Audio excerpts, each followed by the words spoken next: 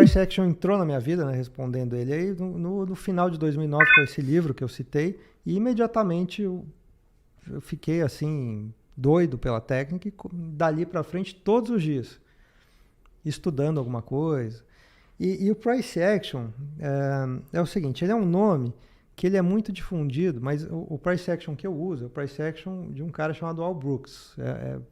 Poderia chamar a metodologia Al Brooks de price action, por exemplo. A metodologia dele está ficando tão forte que o price action está virando sinônimo de Al Brooks. Mas o termo price action, que é o que você falou, né, que é muito comum, especialmente com Forex, o pessoal geralmente associava price action simplesmente a um gráfico sem indicadores.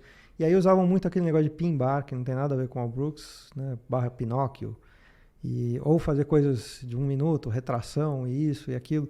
Ninguém sabia muito bem o que era price action. Price action, na verdade, a palavra quer dizer movimentação de preços.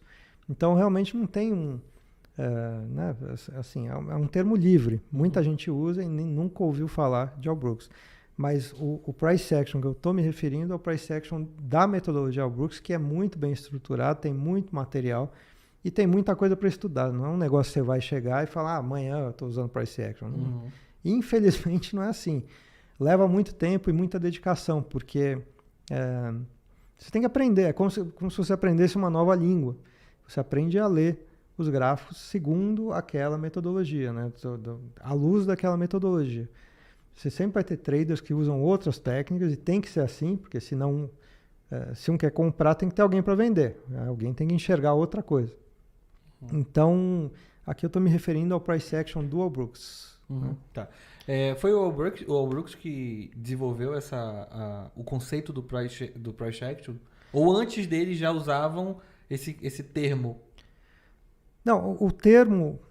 Bom, ele já usava o termo, mas o termo já estava bem difundido. Ah, tá. Então não foi ele que popularizou o termo price action. É como tu falou, né? Seria mais a metodologia segundo Al Brooks. Isso, é que ele se referia ao que ele fazia como price action, que é movimentação de preço, uma coisa meio livre. E aí ele foi ficando um autor muito forte. Então, assim, price action está cada vez mais sendo sinônimo de Al Brooks, mas ainda é muito... muita gente usa sem nem conhecer o Al Brooks, usa o termo, não a técnica. Entendi. Tá? Mas assim, mas cada vez mais é sinônimo de Al Brooks. Né? Perfeito. Vamos lá, outra. O Jackson Silva, quando sai o terceiro livro? Estamos dando um gás nesse terceiro livro, estamos no finalzinho, já foram 2 terços. Esse ano? Será que sai? Sai esse ano. Sai esse semestre, provavelmente daqui a um mês, eu acho. Se tudo der certo. E aí, o Al Brooks vem pra cá pra lançar? A gente entrega. A gente tá, né, se Deus quiser, não sei se para lançar, né? Ele na verdade tá alheio ao livro, né? Ele recebe muito pouco dos livros, mas talvez ele venha para outras coisas, né? Mas seria muito legal. Ele já veio aqui no Brasil? Ele veio, né? Eu lembro que eu perguntei isso para ele, eu sabia já que ele tinha vindo para um evento aqui em 2014, eu acho, se eu não me engano.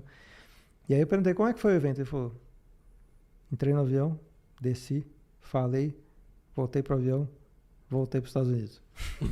Ou seja, ele veio para uma sala em 2014, entendi. Quando eu estava nos Estados Unidos. Isso que é engraçado. Sim. Então ele veio. Mas para um público bem pequeno, assim, ele não era Ainda não era o Al Brooks, né? Ele já era famoso, ele já era um best-seller, mas não essa dimensão colossal que ele tem hoje. Assim. Tem mais uma? Tem várias. Diga lá. Aldecir Almeida, qual sua dica para quem tem 18 anos e está começando agora? Minha dica é: estude, entra numa faculdade, arruma uma profissão, vai estudando o trading paralelo, tenha um sustento para você, não se joga. Eu sei que dá uma ansiedade, né? Eu quero comprar meu helicóptero, não é isso que o pessoal fala por aí? Você não vai comprar helicóptero para o trading, sinto dizer, né? Mas pode ter uma vida boa. Mas assim, o que acontece é que o trading, ele não é para qualquer um. A maioria não consegue se dar bem. É uma profissão difícil, é uma profissão que você precisa se dedicar bastante. É uma profissão séria, uma profissão que pode te machucar financeiramente, e te machucando financeiramente pode atingir os seus familiares, pode a sua vida e outras coisas. Então é uma profissão que tem que ser levada a sério. E parte dessa profissão, para você se dar bem, você precisa ter um certo conforto. Você precisa, né, você não pode sentir que a sua vida depende daquilo para você pagar o boleto no final do mês, né? Senão fica muito difícil. Uma pressão muito grande. Né? Uma pressão muito grande. No começo você não vai conseguir, né? Depois que você pegou a manha, beleza, você vai pagar seus boletos. Até lá, estuda, tem uma profissão e vai levando de uma maneira natural, suave, vai estudando, estuda com calma, né? Escolhe alguma metodologia que você goste, né? Alguma pessoa para te ajudar no que você está fazendo, né? E vai tocando devagar, né? Pequenininho, né? Sem grandes porradas, sem querer ficar rico de um dia para o outro, né? E outra coisa, com 18 anos, raramente as pessoas já têm maturidade suficiente para ter um controle emocional, o controle emocional que o trading exige. Elas têm a energia, que o trading também exige, né? Uhum. Então, controle emocional é uma coisa que você aprende ao longo do tempo, com experiência.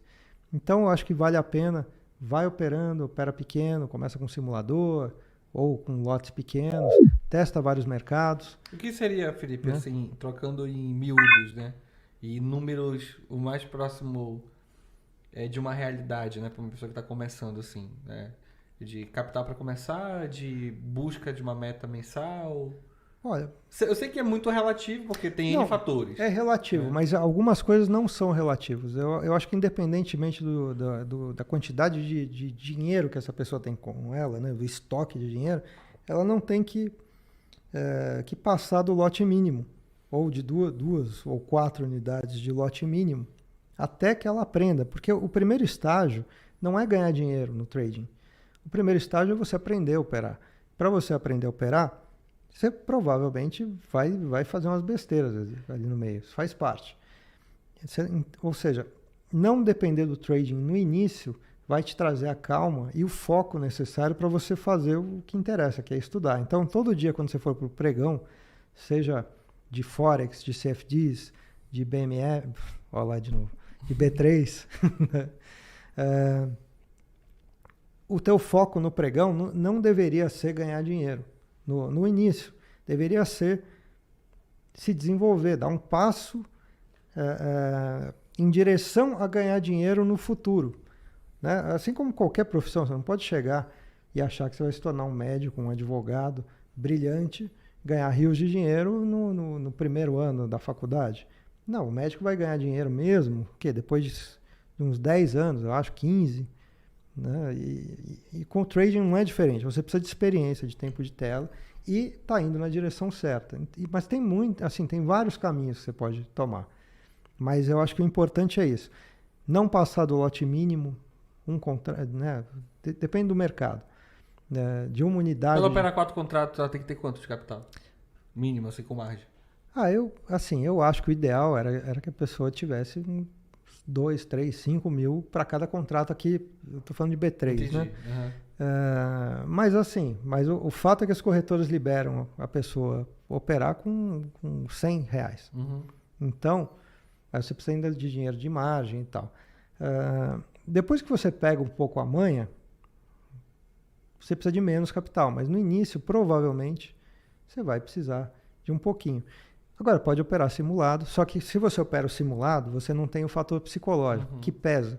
Só que não adianta você querer aprimorar o seu lado psicológico antes de você ter o seu lado técnico aprimorado. Então, eu não vejo problema em começar com o simulador, desde que você leve a sério e saiba o que você está procurando. Não é só chegar, acordei. Eu vi uma propaganda um dia que o cara acordava, não sei porque tinha uma câmera filmando o cara saindo da cama, né? E o cara fez um trade e falou, já ganhei tanto. Acabou meu dia, vou voltar a dormir. Então, vou pegar meu helicóptero. Ou operar assim, né, com o som do Metallica rolando, assim. Eu acho que é uma coisa que você tem que levar a sério e você vai para o pregão buscando treinar determinada coisa. E são centenas de coisas. Você pode, pelo menos no Price Action, são centenas, talvez milhares de coisas a serem observadas todos os dias. E aí você começa, não, hoje eu vou lá, vou observar o edges, hoje eu vou observar reversões majoritárias de tendência, hoje eu vou aprender a operar a tendência. Se o mercado der condição, hoje o mercado é lateral, beleza, hoje é um dia que eu vou olhar falhas de rompimento. Foi assim que eu comecei a sala hoje. falando, pessoal, vamos observar hoje falhas de rompimento em determinadas situações. Para fazer scalp, não para fazer swing. Swing lá na técnica Albrooks pode ser num day trade. Qualquer operação onde você tente um alvo de pelo menos 2 vezes o que você arriscou, ele chama de swing. Mesmo que dure 1 minuto. Né? Não um gráfico de 1 minuto, mas que seja rápido. Então, você tem que ir com um objetivo pregando, não é lá ficar jogando videogame. Entendeu? E aí você vai se desenvolvendo dia a dia. Aí, assim como no futebol ou qualquer outra área de conhecimento, língua. Eu não sei quando é que eu comecei a falar inglês. Né? O meu inglês não é perfeito, mas eu aprendi aqui no Brasil estudando em escola. Algum dia, eu não sei o que aconteceu que eu comecei a falar, mas foi estudando. Né? Chega uma hora que...